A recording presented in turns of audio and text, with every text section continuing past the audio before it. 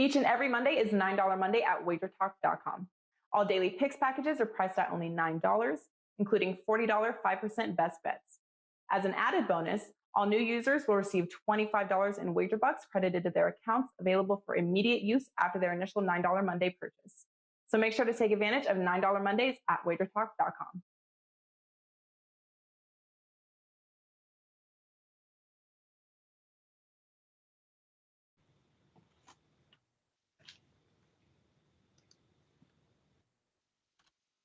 Welcome into First Pitch for Monday, July 5th. I am Drew Martin. Hopefully everybody out there enjoyed their 4th of July holiday. We're breaking down the games on tonight's slate. We got 4 games, best bets at the end with 2 good MLB handicappers alongside. First up here, Bryan Leonard. It's $9 Monday, WagerTalk.com. Bryan, a great guy, a great handicapper to check out at the website. Bryan, happy Monday morning to you.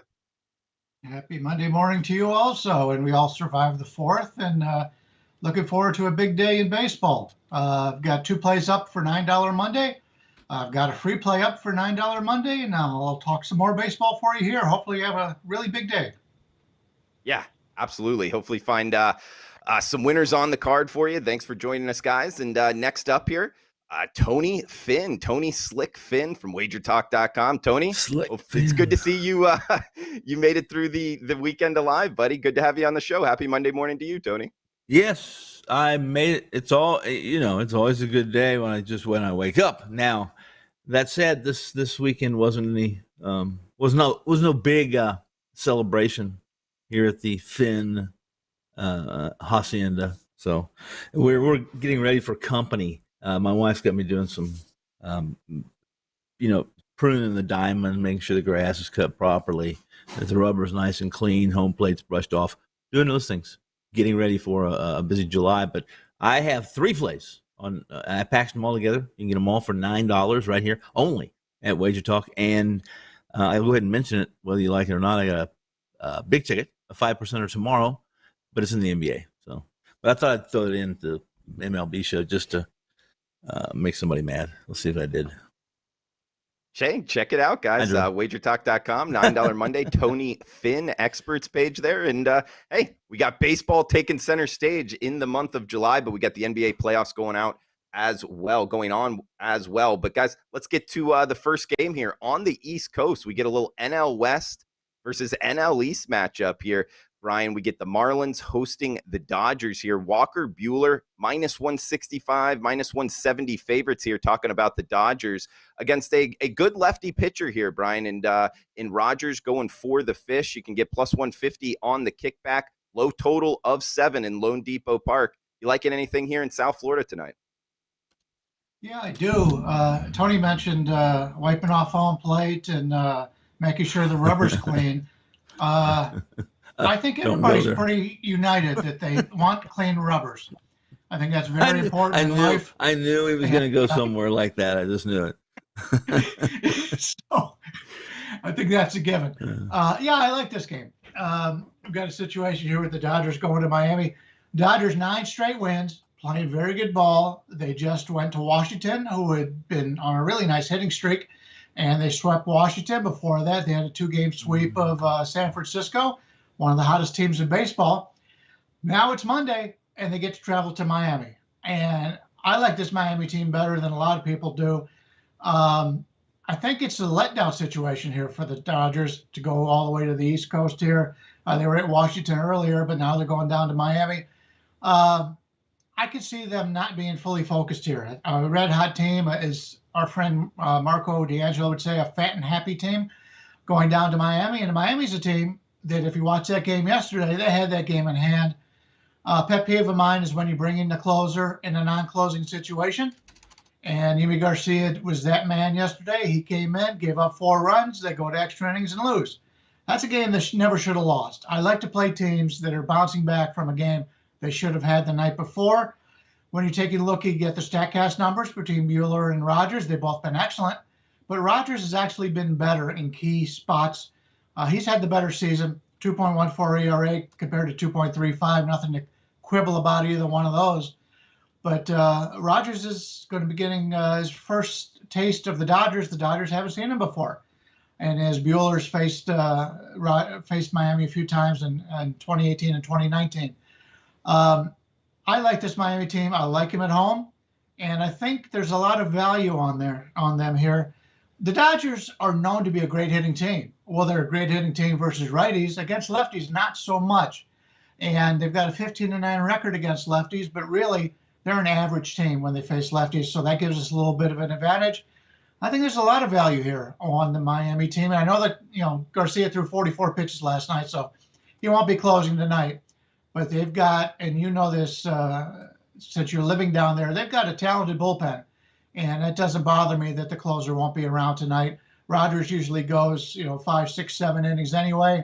So I like Miami here. It might be a decent bet in the first 5, but I like them in the entire game. Tony, interested to get your opinion here because Brian kind of picked up the reason I put this game down. And guys, we usually go over, tightly lined games here, minus 120, minus 130 is kind of our sweet spot. But going through the games last night, there wasn't one. But a lot of the reasons, Tony, that Brian just laid out, I thought that there was a case here for the underdog being at home. You get the Dodgers going up against the lefty, like Brian talked about. They're not as good against lefties. They're getting a good lefty here. And I was also going to throw out there, but it just hasn't happened with the Trevor Bauer situation of maybe this kind of being an anchor on the Dodgers and maybe an anchor on their pitching staff. It really hasn't been, though, with 9 straight wins, like Brian talked about, or at least 9-1 their last 10 games. They're hot right now. Yeah. Interesting matchup. Yeah. I think there is a case, and Brian made it for the dog here. What are you thinking tonight? I think there is a case. I think there's always a case for the dog especially when you have a substantial dog, which I consider a substantial dog, $150. Really on a pitcher who has been, for all intent and purposes, is elite. His metrics have been fairly elite. Now, I've stepped back from everything and anything that has to do with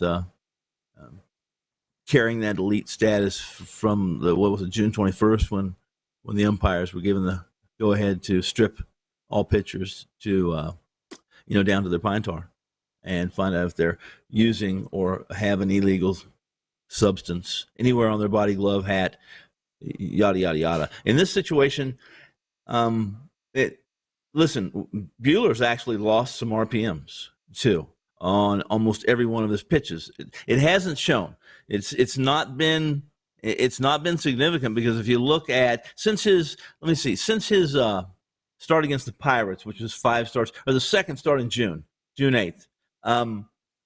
He actually pitched to contact against that Pirates. Only struck out 2, but he went 7 innings. Only had to pitch 93. Only had to use 93 pitches.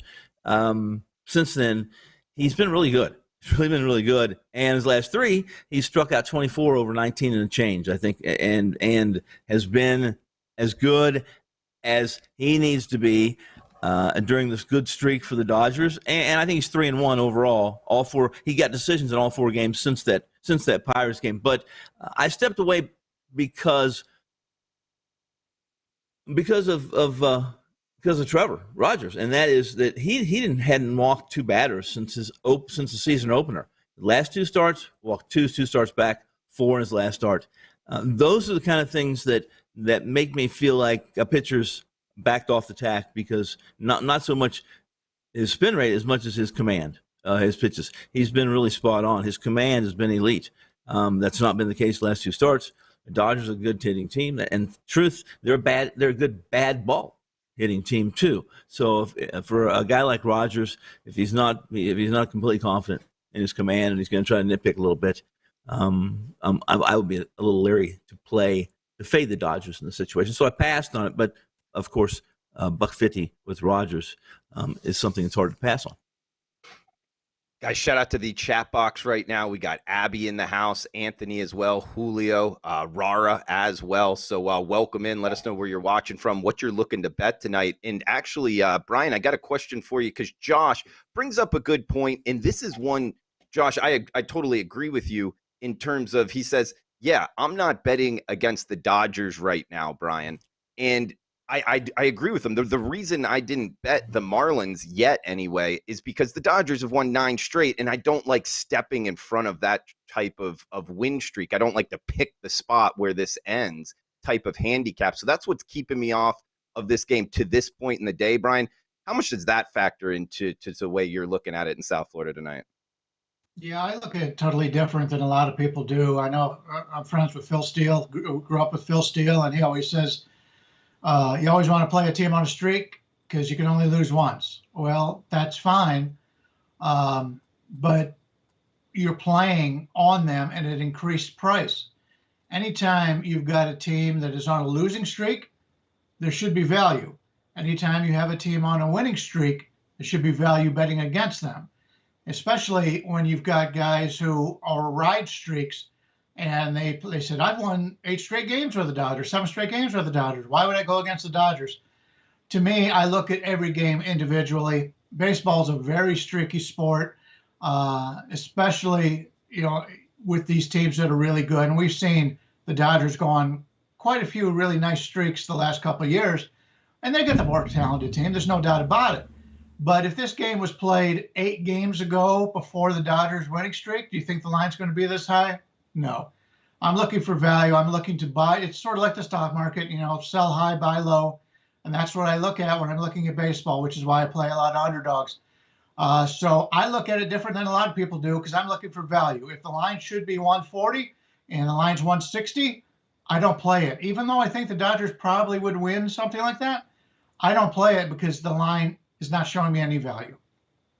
He's Bryan Leonard, #1 handicapper in MLB here, Major League Baseball, over the last 4 seasons. Long-term track record here, guys, at WagerTalk.com. Check him out, experts page, Bryan Leonard. Also a reminder, good day to do it, $9 Monday at the website. Next game up here, Tony, we get the Chicago White Sox and Minnesota Twins. Seeing Dylan Cease and Obert going for the Twins here.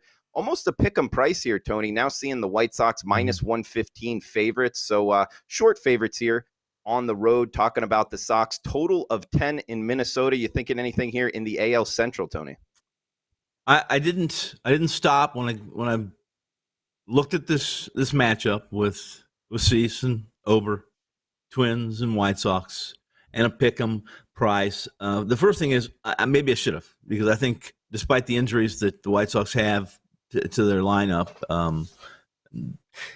let's put it this way. I believe, if I'm not mistaken, Abreu's going to be in the lineup today. At least that's what I understand. Even though he got hit by a pitch and was sorry, he'd been okay. Here's the deal: the Twins are 1-7 against the White Sox. Cease has 2 wins against the Twins this year. Ober lasted 3 1/3 in his 6th career start, 5 runs on 4 hits, 3 homers. Who was against the White Sox? 1-7 against the White Sox. Ober last 3 1/3. Cease is 2-0 with 2 basically quality outings. They weren't necessarily quality outings. I think one of them was a 5-inning start. But in a pick-up price, it seems like to me the Chicago White Sox are the team tonight, despite the fact that they're in the Twin Cities, if I'm not mistaken. And I just didn't listen. Here's the deal: didn't like the price. Thought something was funny. I investigated a little bit. I found nothing that would steer me away from the White Sox. But I had such a long short list, if that makes sense, that I condensed it down to 3 plays, which I think is a lot for me, and stuck with there. And I found 3 games I liked more than this game anyway. So there I am. That's a good handicap in itself, Tony. You don't want to be shooting all the bullets in your gun there, Yeah. and firing away on the board. That can be a recipe for disaster. But, Brian, bringing you in here, talking about this game, I like the White Sox for the simple fact of, look, they're on top of the division, 49-34. They're plus money. And we're talking about the Minnesota Twins here, Brian. And again, guys, a reminder, we're past the halfway mark here. They're down 20 units on the season here, Brian, and they're priced at near a pick'em price. I'll take the better team to this point in the season, and that would be the Sox at near a pick'em here. How are you feeling about this one? Yeah, I'm sort of like Tony on this one. Out of the 4 games we're going to discuss, this would be the weakest opinion for me. But it is an interesting handicap. The last 3 years, these teams have gone 19-19 against each other. They're very well matched. But again, this year, just nothing's gone right for the Twins. If you were looking at it earlier, you would think this would be a must-win series for the Twins, or their season's over. I think their season's over regardless of what happens here. They're too far behind, and they've been very disappointing. The bullpen's been struggling all season long for Minnesota. It's an interesting handicap for me because 2 years ago, you could have asked me who the worst pitcher in baseball was. I may have said Dylan Cease, but he's gotten so much better the last couple of years. He's just such a better pitcher now. It's hard to go against him. Bailey Ober for Minnesota is one of these guys that was brought up because he's got a terrific strikeout to walk ratio. And in the minor leagues, it worked out tremendous. In fact, in the majors, he's got 26 strikeouts and 6 walks. Problem is, he's given up 7 home runs in 24 2/3 innings. He's getting too much of the plate. The hitters in Major League Baseball are so much better than they are at Double and Triple A that he continues to pitch the same ways he did before, and the hitters are just taking advantage of it. He's getting too much of the plate. Now, when he gets to the point where he realizes that, I think he's going to be a successful pitcher. Greg Maddux was a guy who never had the greatest stuff in the world, but he was able to pitch to contact and get the outside corners of the pitch. His command was terrific. And that's what Ober does. He's got really good command. But he needs to make that adjustment. Now, right now, he's a guy I'm looking to fade. But it would not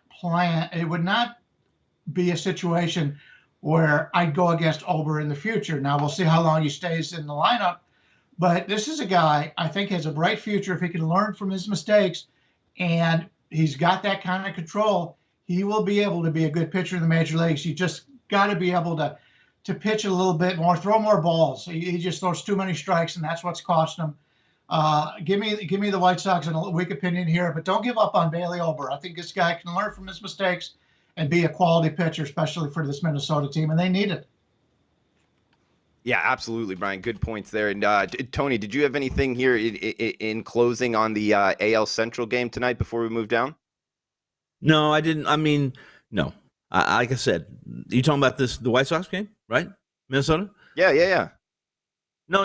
Like I said, I found my list was long. I really liked this card tonight. In fact, if I was going to be in this game, like you, I would be on the White Sox. It makes perfect sense, which at a pick 'em price is exactly why it doesn't make sense. So it's one of those games where if I can't find it, then I'll find out what I may not be missing anything. I may be missing something, but I don't like the price.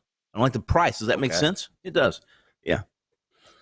Absolutely, guys. And another one here, a close price in an interleague matchup. Next game up, the Cincinnati Reds and the Kansas City Royals here, Brian. We're getting Mike Minor going for the Royals. Gutierrez going for the Reds here, seeing near a pick'em price, seeing the Royals minus 115 favorites. And now, Brian, the Reds, they've really struggled against lefties this season. They're getting a lefty tonight in Mike Minor. Cincinnati's also been a lot better hitting team at home than on the road. That's what's making me look here towards the Royals at near a pick'em price. How are you feeling about this one in Kansas City tonight?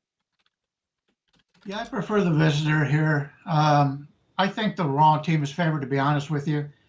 Cincinnati's 20-20 on the road. The Royals are 20-20 at home. Both teams played pretty well in the interleague game. Kansas City actually 5-1 in the interleague, whereas 5-4 for Cincinnati. I think Gutierrez is a little bit overrated. When you take a look at his StatCast page, the only thing he's really good at is a 35% hard hit rate. Everything else is in the blue, so he's a little bit overrated at this point. So it wouldn't surprise me for him to give up some runs. Mike Minor, the only two things he does right is his hard hit rate, 35.5%, and 7.1 walk rate isn't bad. But Gutierrez, 11.2 walk rate. So I'm not looking for Cincinnati because of the pitching here. I don't think either pitcher is going to have a lot of success here. In fact, the over may be something you want to take a look at. But when I take a look at this game, I'd prefer the Cincinnati Reds. This is a team that's played very well all season. They're playing very good ball right now. They just swept the Cubs, a big rivalry game for them. They're up to 43-40 on the season. And taking on a Kansas City team, They got off to that great start this year, and I like this Kansas City team. They got a lot of pretty good young players on this team, but they have struggled mightily since. If you take a look at the last 30 games, Cincinnati's won 19 games, and Kansas City's won 8. So I think the wrong team is favored here. I prefer Cincinnati. Kansas City at this point is a team I'm looking to fade. The only 2 wins were against Minnesota out of the last 10, which is another team we just talked about that continues to struggle. So give me Cincinnati. I think the better team wins this one. You know, Tony, both of these 2 teams, kind of 2 of the more wider spreads in terms of home road splits where they hit better at. That's why I look towards the Royals tonight, but Brian making some strong points here to the wrong team favored. So making me pump the brakes here on looking towards the Royals is what Brian just did, which is, hey, part of the show. That's why we're on here, guys, getting different opinions. Yeah. Tony, how do you feel tonight in the AL Central? Well, since his mid-June turn against Milwaukee, Vlad, and to his defense, 3 games, 3 starts, 2 against San Diego, 1 against Atlanta. Hasn't been very good.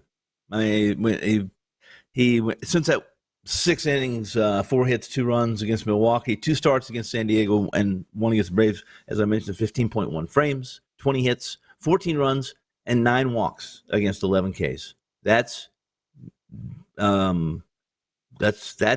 pedestrian enough that even Kansas City could score runs. That said, Minor takes the hill for the Royals. In his last 10 innings, 18 hits, 14 runs, more walks than strikeouts, Texas and Boston. This is a dog game, guys. It's a dog game, and I don't know. This is a game 1 of a series, so I don't know who the umpire is. Unless I'm very, very confident about a total. I try to stay away from totals on Mondays, Thursdays, Fridays. Depends on in the game 1 of the series. In this one, I'm going to run from this and scream like a girl. I've said this many times. I would say this: if I was on this game, it would be the over. That's the thing I'd look. I'd look for the umpire. I'd look at the conditions, the wind. The thing about Kansas City's the K is this, and that is when the wind's blowing out, it works for the baseball. It really does. I mean, and when the wind's blowing in, it really works for the pitchers. So it's one of those. It's not like Oakland, or there's some stadiums that just really have to have a stiff breeze for the ball to be affected. At the K, trust me when I tell you that the ball flies out when the wind's behind home plate, and it stays in the park when it's coming over the fountains or from I-70 over center field. So I'd be over, but I need more information. So as is, I'm passing. Tony, everybody, including myself, listening with headphones, appreciate you not actually screaming like a girl as you're running away from this game. But not having to bet each and every game here, guys, as we got 1 game left. Best bets at the end. Brian Leonard, Tony Finn. I am Drew Martin. It is $9 Monday at WagerTalk.com. So make sure to check out the website. This is First Pitch, 1:45 Eastern, Monday through Friday, each and every day throughout the week. If you're liking the content, please smash the like button. Huge shout out to the chat box. If you're watching on replay, feel free to drop a line below. Let us know what you're looking to bet, as we got Boston and the LA Angels as the last game up here, guys.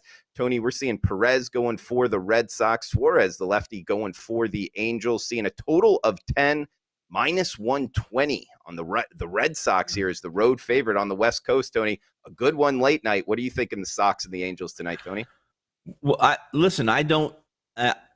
Suarez is now into the rotation, and I'll say this: I typically know an awful lot about young pitchers or new pitchers on the block in Major League Baseball, but I'm really not comfortable with Suarez. I know that I saw some note that Brian has a strong opinion on this game, so I'll say this: Martin Perez has been a fade for me all year.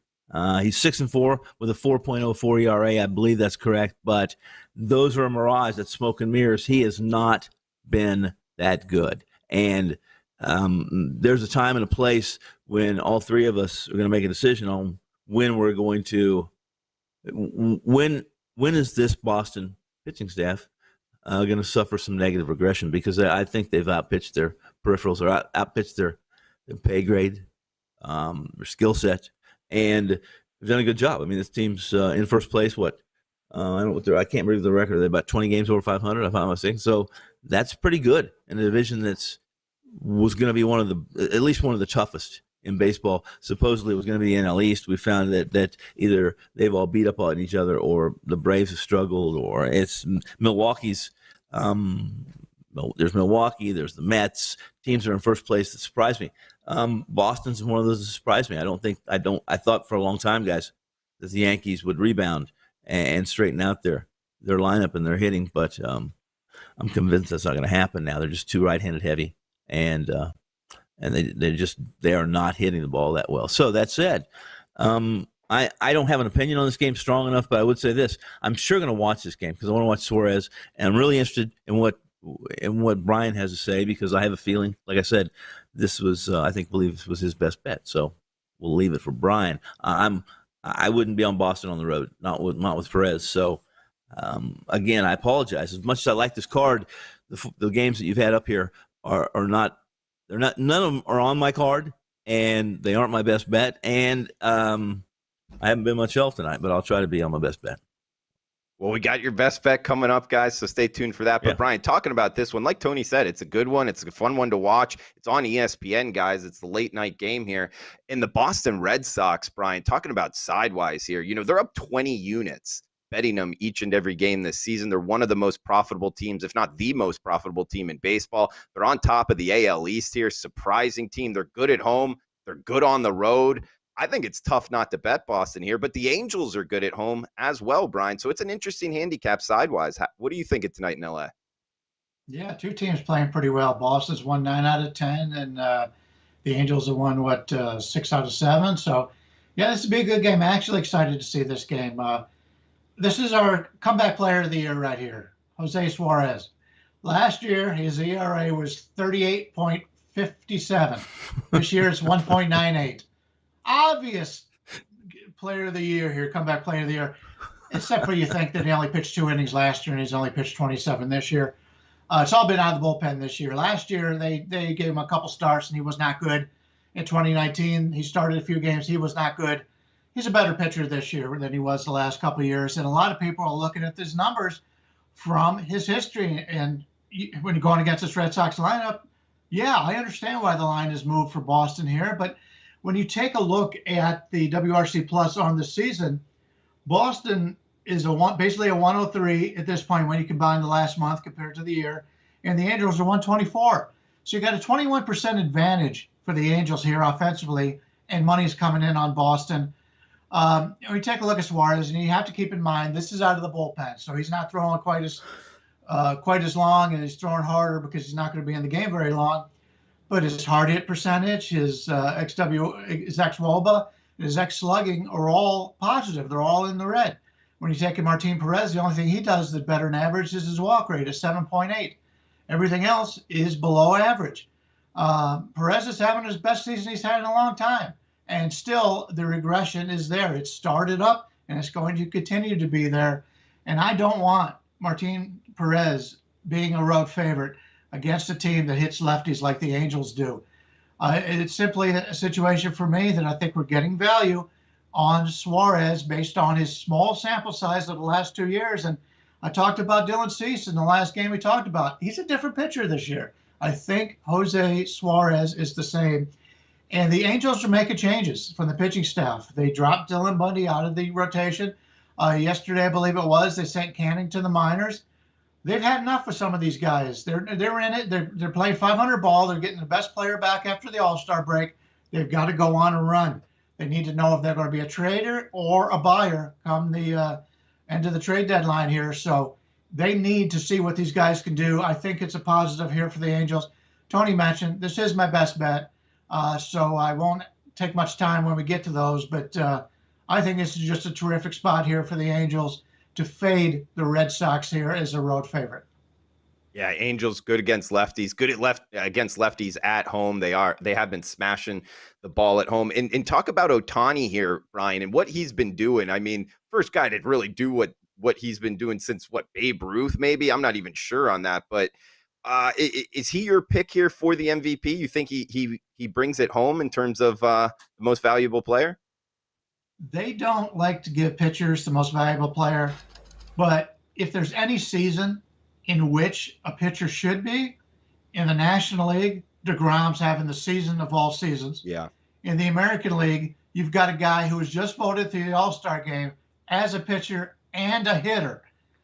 To me, these are the two best players in baseball right now. Will they get MVP? Who knows? I think they're both underdogs to get MVP. But name me a player who's been better this year. I mean, we've had some great players. Neither one of them would I want on my team more than these two guys. So I'm more of who is the best player, not who is the most valuable. To me, how do you not make Ohtani the most valuable when he's got an ERA under 3? People are tuning into the ball games just to watch him pitch, just to watch him hit. To me, it's a no-brainer. But then again, I don't have a vote. Yeah, I don't have a vote either. I just think, yeah, he's great. I mean, to talk about, just to watch.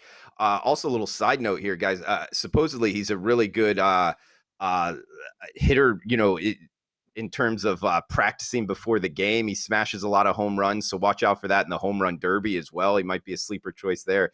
But, MVP for Ohtani may be worth a look here. Tony, I'll throw it over to you. I mean, any kind of closing words on the show, what we've talked about, and if you want to lead us off here with best bets. Well, I will say this. Suarez, who Brian likes, my only note, really, Brian outlined who Suarez is, who he was, what he's done. He's only 23 years old. So the fact is that he was, 21-year-old pitcher in 19 when he came up, and he didn't pitch a lot of innings. Brian really, really outlined it well. And my last note was one of the reasons I've passed on him this year and not even paid much attention is because he's changed everything. He says he's pitching better because he lost weight and he has better focus. And when a pitcher tells me they're pitching better because they lost weight and they're focusing better between pitches, I'm going to have to see an awful lot because I'm not sure that's not what I'm looking for. That's not what I'm looking for. And as far as Ohtani goes, I like watching Ohtani play. I mean, this guy's he's the kind of player that Major League Baseball needs right now with all the chaos. As much trouble as I believe baseball's in, the game's changed. The game has changed. The way it's played, the way we watch it, it's changed. And for traditionalists like me, it hasn't changed for the better. Okay, fair enough, Tony. Good points there, guys. Hopefully you enjoyed the show. It is time for best bets. I guess I'll lead us off here. We got Boston, LA in the nightcap, Perez and Suarez. Guys, I'm going to the over of 10 here. We get two lineups that are top 10 against lefties, two lineups that are top 10 in terms of weighted runs created plus number over the last week, two hot lineups right now. So it's a good one sidewise, a fun one as a fan, but I do think we get a lot of crooked numbers here. So I'm taking the over of 10 in the Red Sox and Angels in the nightcap. Tony Slick Finn here in the chat box. Check him out, WagerTalk.com, $9 Monday. Tony, where are you going for best bets tonight, buddy? I'll make mine quick as well, good sir. And that is I'm going to go to Wrigley. Matt Moore, Zach Davies. It's Phillies, Cubs. Listen, it's been a couple weeks, or I think it's been a week or 2 weeks. Someone asked on the show or one of the shows who I like to win the Central. And at that time, about 2 weeks ago, the Cubs I thought the Cubs had turned things around. If you remember the first month or 2 months of the season, they couldn't hit, they couldn't hit the side of a barn with a beach ball and a bat. They were pathetic, right? The last 2 weeks, they've kind of regressed. They've really turned back into that team that's hitting 189. This is their slash line. It's 189, 269, 351. The last 15 days, I think 208, 303, 337. Last 7 days, 218, 330, 320. Those are numbers. Not that Major League Baseball is having a great offensive season, as we well know, but these numbers are pretty bad. They're bad. They are averaging about 4 runs at Wrigley. However, they're handing the ball to Davies. And if you want to call Davies a disappointment, I think it's an understatement. This is a guy that had been pretty average, but acceptable. He'd been a guy you could put to the mound and depend on commanding the baseball. That was his strength. That was what he could do, and it meant a lot. It means a lot. It means a lot in this day and age, being able to put the ball where you want it to be. That combined no-hitter was an aberration against it. It really was an aberration. In fact, even when the Cubs made the last out, a lot of the players didn't even know it was a no-hitter. It's been a weird season, right, guys? Well, Davies, here's my notes on Davies. He shouldn't be anywhere near. If you're a fantasy owner, he should be nowhere near your lineup. Nowhere. Last year he had a pretty good season. If you thought he was going to carry that over into this season, something's wrong. I mean, he's not a poor man's Kyle Hendricks, which is what a lot of guys I respect said, this is what you're going to get. You're going to get because he can command the ball, and the strikeout rate was up last year, that he was going to be that guy. In 2021, he can't control. He's got a 13% base on ball rate. His strike percentage, 23%, dropped to 12%. He's had an increase in hard contact to 40%. He's barreling 10, almost 11% of the bats. At this point in time, the only way you play Davies and the Cubs, where they're hitting the ball, is you fade them and you play him big, and you play against him big. Matt Moore, you know what you're going to get from Matt Moore. Going to go to the mound, throw left-handed, not right-handed, and he's going to probably give you 6 innings and 6, 7, 8 strikeouts. And with Philly against Davies, even in Wrigley, and even though the Phillies are better at home, much better at home, almost a run better at home, I think this is a great situation to get Philadelphia at plus 130 with Matt Moore. And more than playing on the Phillies, we're playing against the Cubs offense and against Davies, who is not long for this rotation, not long for baseball with the numbers he has this year so far. So Phillies, underdog, on the road at Wrigley, should be fun.